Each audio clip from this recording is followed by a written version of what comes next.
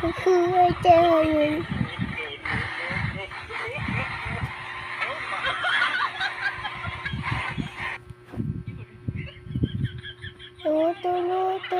Luto. Wala ka na lagi, hini mo nga iba ha. Wala ka hini mo good man talaga nga iba. Ala, may pasin hiwa nga malapit singat ng mga ayaw ba? Kung tauri ka lang ha, pag inuli, puta dito ko na sa naim. Imo ko ang barkada. Ito ka na sa mga barkada. Kaya mo man nag-imo isis. Tinuro ka ni mga barkada na. Layas ka to. Dito ka, dito. Wala na yung ba't hiwa? Lupig mo kang tukar na kurat sa mga na matat-patat lang ito nga yung hiwa. Marami ka pa. Ano at kabataan, mga gutom. Eh, sinuro ka ni mga barkada.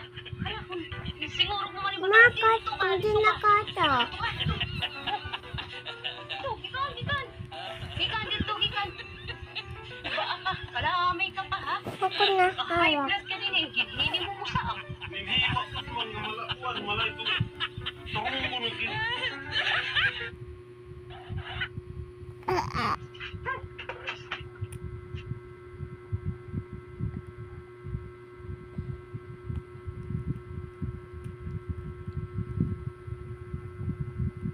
Bulak mo sakit. Babarahin ni batasan.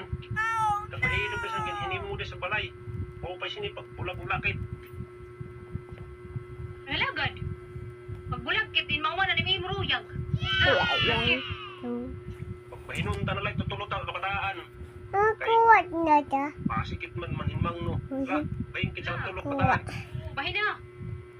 Ito mabara. Jackson tipili. Kay diri ka na kulahay mabara. Pahabat ko sa kanim kapit ito. Ay, Hello? Hello. Pasok ka muna sa loob ng bahay namin. Tara, pasok ka.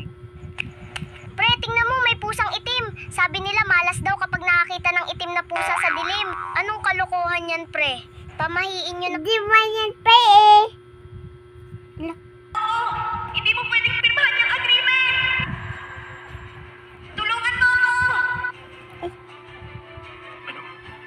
ano itong tulog? Bilisan mo! Pirmahan mo na! Hindi mo ba narinig? May tumawag sa akin ng papa. Kailangan ko siyang iligtas. Ayaw niya pa pirmahin ako. Mr. Chen, nangako na ako na dodoblehin ko ang bayad sa'yo. Huwag ka na umepal!